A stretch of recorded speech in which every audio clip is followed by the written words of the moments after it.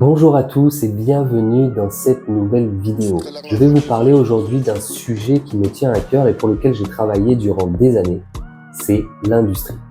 Alors on a très souvent en tête cette image de l'industrie comme étant un domaine très physique, un domaine très répétitif, où on va devoir toujours forcer, toujours devoir faire les mêmes gestes. Et bien au travers de cette vidéo, je voulais vous montrer que l'industrie, eh bien ça n'est pas que ça.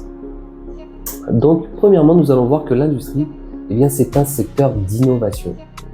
Secteur d'innovation parce qu'on peut retrouver de certaines entreprises qui vont par exemple fabriquer des circuits imprimés qui vont être utilisés dans l'aéronautique, qui vont être utilisés pour l'armée de l'air, l'armée de terre. Donc ce sont vraiment des industries de pointe où on va devoir travailler avec minutie et connaître chacun des composants pour fabriquer des fusées par exemple, des avions, des appareils qui vont être utilisés vraiment de façon très utile, j'ai envie de dire, parce qu'une fusée pour aller dans l'espace, enfin tous les aspects qu'on peut avoir, mais ça peut être aussi par exemple des panneaux solaires ou des choses pour l'écologie, tous ces aspects-là. Nous avons également aussi aujourd'hui des lignes de production qui se pilotent à distance.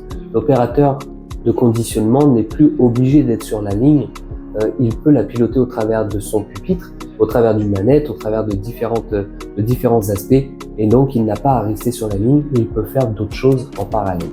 Donc ça c'était pour le secteur d'innovation. Mais l'industrie c'est aussi des métiers variés et polyvalents.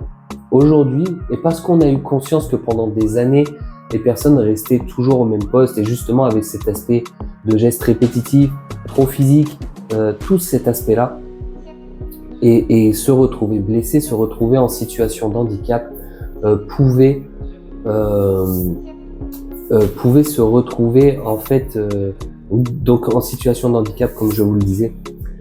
Aujourd'hui, dans l'industrie, il est mis en place l'aspect, cette polyvalence en fait.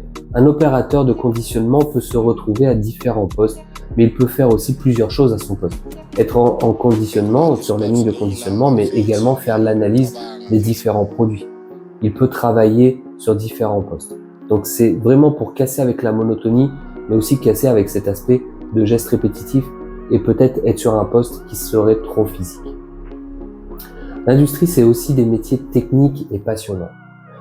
L'un des métiers peut-être le plus connu dans l'industrie qui peut être technique, eh bien c'est le technicien de maintenance.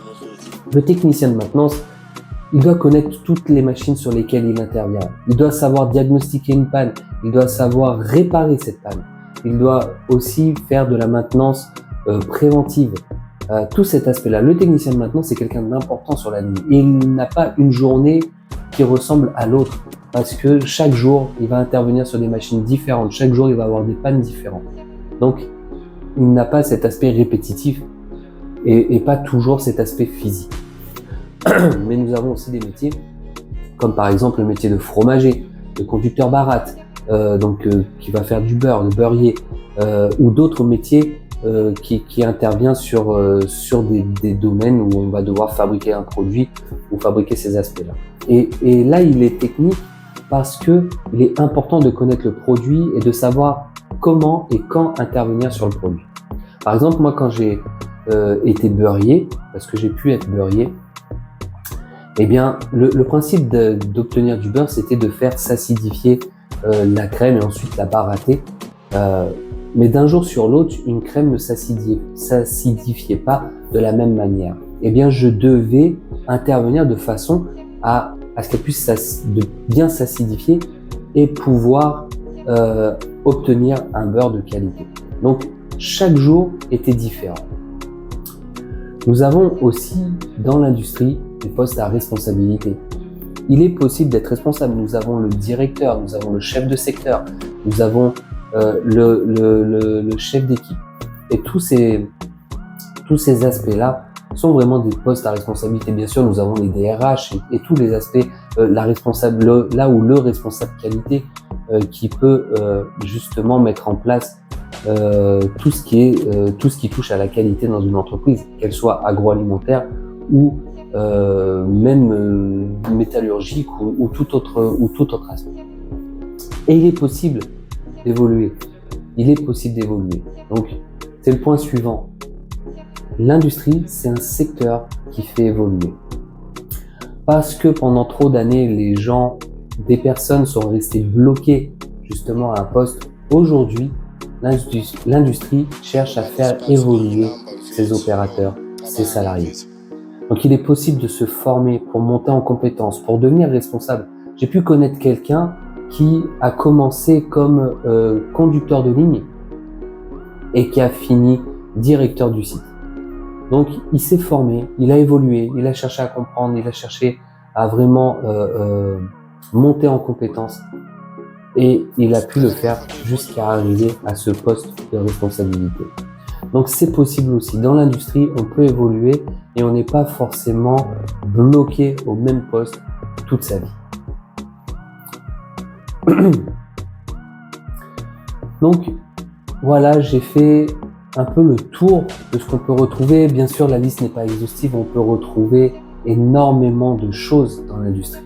Moi, j'ai pu travailler pendant 16 ans dans ce domaine et c'était quelque chose d'enrichissant parce que justement, cet aspect évolution, j'ai eu la chance d'évoluer où j'ai commencé comme opérateur pasteurisation et parce que j'ai cherché vraiment à comprendre le circuit, à travailler dessus, comprendre chacune de ses fonctionnalités et c'était aussi ça qui venait casser à la monotonie pour moi, c'est que déjà le poste d'opérateur pasteurisation était déjà un poste où on était amené à faire différentes choses chaque jour.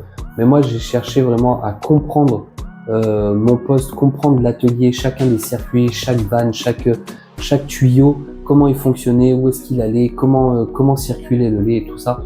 Ça m'a permis à un moment donné de passer au poste de référent pasteurisation qui, pour le coup, était un poste qui demandait à travailler sur l'amélioration continue de l'atelier. Donc là, je mettais en place ce qui était nécessaire pour qu'il n'y ait plus de perte de produits, mais aussi pour faciliter le travail de chaque personne et de chaque opérateur.